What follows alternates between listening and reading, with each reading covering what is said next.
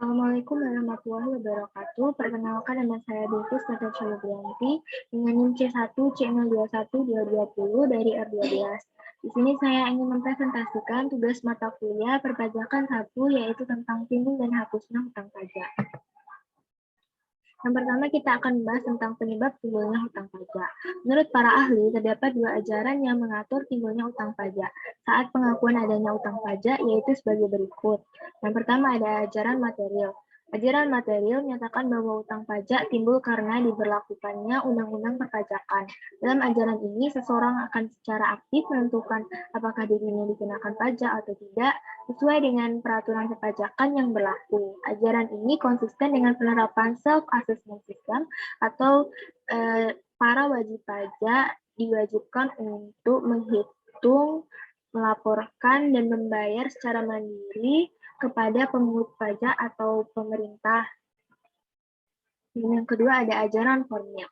Ajaran formil menyatakan bahwa utang pajak timbul karena dikeluarkannya surat ketetapan pajak oleh Fiskus atau pemerintah untuk menentukan apakah seseorang dikenakan pajak atau tidak, berapa jumlah pajak yang harus dibayar, dan kapan jangka waktu pembayarannya dapat diketahui dalam surat ketetapan pajak.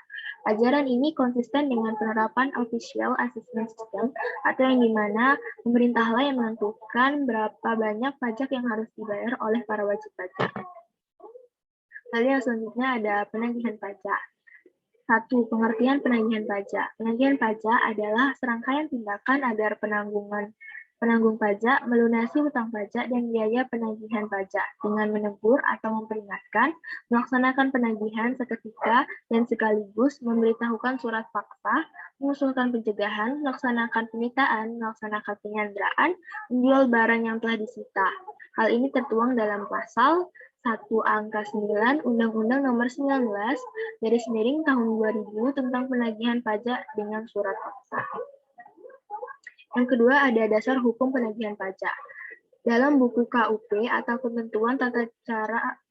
ketentuan umum tata cara perpajakan, dasar penagihan pajak dijelaskan sebagai berikut, yaitu dalam pasal 18 ayat 1 Undang-Undang KUP menyebutkan dasar penagihan pajak adalah yang pertama, surat tagihan pajak atau STP. Yang kedua, surat ketetapan pajak kurang bayar atau SKPKB. Yang ketiga, surat ketetapan pajak kurang bayar tambahan atau SKPKBT. Yang keempat, surat keputusan pengutulan, surat keputusan keberatan, putusan banding yang menyebabkan jumlah pajak yang harus dibayar bertambah.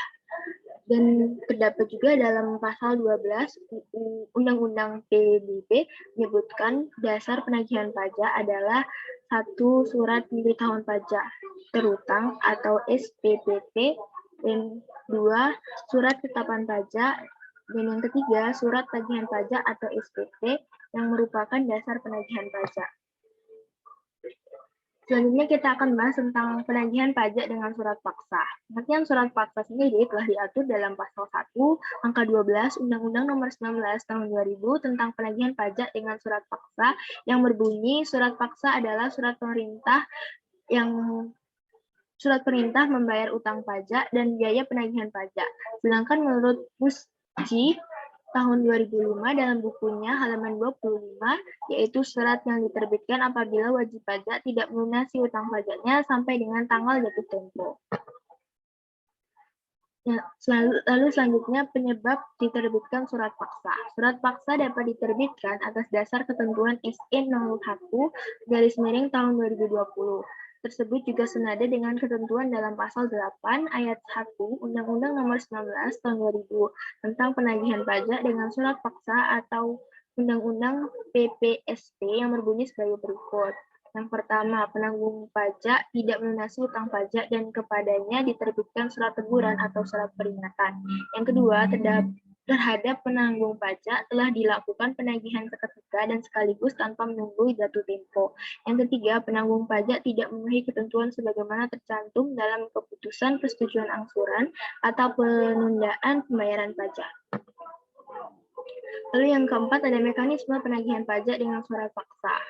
Yang pertama, 7 hari setelah jatuh tempo, bila hutang pajak tidak dilunasi, maka akan diterbitkan surat teguran kepada wajib pajak.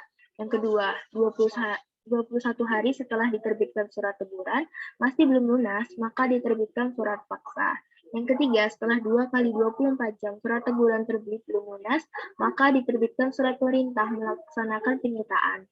Yang keempat, 14 hari setelah dilakukan tagihan dengan surat paksa belum lunas, maka diterbitkan surat perintah untuk mengumumkan tentang pelelangan surat umum. Yang kelima, 14 hari setelah pengumuman belum lunas, maka dikenakan sanksi berupa tindakan pelelangan di muka umum. Yang keenam, bagi penunggak pajak lebih dari 100 juta rupiah belum lunas hutang pajaknya karena hasil lelang lebih kecil dari hutang pajak, maka dapat dikenakan sanksi penjara kurungan selama-lamanya 6 bulan dan dapat diperpanjang lagi selama 6 bulan. Penyanderaan tidak mengakibatkan hapusnya hutang pajak dan terhentinya pelaksanaan penagihan atau paham imperatif. Lalu selanjutnya ada beberapa ketentuan barang yang boleh disita dalam penagihan pajak. Yang pertama ada barang bergerak, seperti mobil, perhiasan, uang tunai, rekening koran, dan tabungan saham, dan lain-lain. Yang kedua ada barang yang tidak bergerak, seperti kapal, tanah, bangunan, dan lain-lain. Lalu ada beberapa barang yang dikecualikan disita dalam penagihan pajak, yaitu yang pertama, pakaian dan tempat tidur beserta perlengkapan yang digunakan penanggung pajak dan keluarganya. Yang kedua, persediaan makanan dan minum untuk 1 bulan. Yang ketiga, perlengkapan dinas yang diperoleh dari negara. Dan yang keempat, buku yang bertalian dengan jabatan atau pekerjaan penanggungan pajak. Yang kelima, peralatan dalam keadaan jalan untuk berusaha yang nilainya tidak lebih dari 20 juta rupiah sesuai keputusan Menteri Keuangan atau Kepala Daerah. Dan yang keenam, peralatan penyandang cacat yang digunakan oleh penanggung pajak dan keluarga. Lalu yang terakhir kita akan membahas tentang penyebab dihapusnya hutang pajak.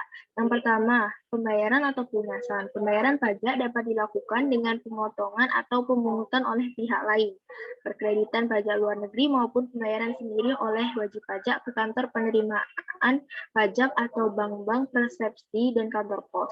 Yang kedua, kompensasi. Kompensasi dapat diartikan sebagai kompensasi kerugian maupun kompensasi karena kelebihan pembayaran pajak tahun sebelumnya dengan hutang pajak. Yang ketiga ada kadaluarsa. Kadaluarsa berarti telah melewati batas waktu tertentu. Jika dalam jangka waktu tertentu suatu utang pajak tidak ditagih oleh pemungutnya, utang pajak tersebut dianggap telah lunas atau dihapus atau berakhir dan tidak dapat ditagih lagi. Utang pajak akan kadaluarsa setelah melewati waktu 10 tahun, terhitung sejak saat terutangnya pajak atau berakhirnya masa pajak, bagian tahun pajak atau tahun pajak yang bersangkutan. Dan yang terakhir ada pembebasan dan penghapusan. Kewajiban pajak oleh wajib pajak tertentu dinyatakan hapus oleh Fiskus atau pemerintah karena setelah dilakukan penyidikan ternyata wajib pajak tidak mampu lagi memenuhi kewajibannya.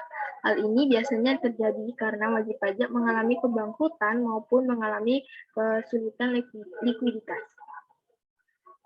Terima kasih atas perhatiannya. Apabila ada kesalahan, saya mohon maaf. Wassalamualaikum warahmatullahi wabarakatuh.